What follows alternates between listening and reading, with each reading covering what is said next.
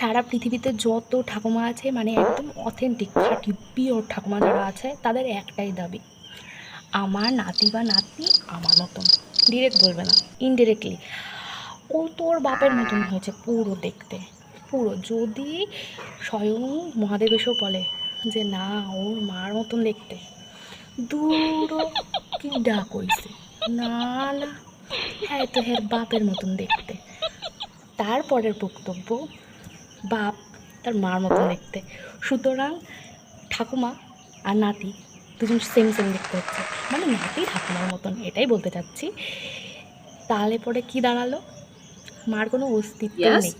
যতই বাচ্চা কাচ্চা মার মতন দেখতে হোক না কেন, মার মতন দেখতে লাগবেই না ঠাকুমার কাছে, তার নিজের মতন লাগবে।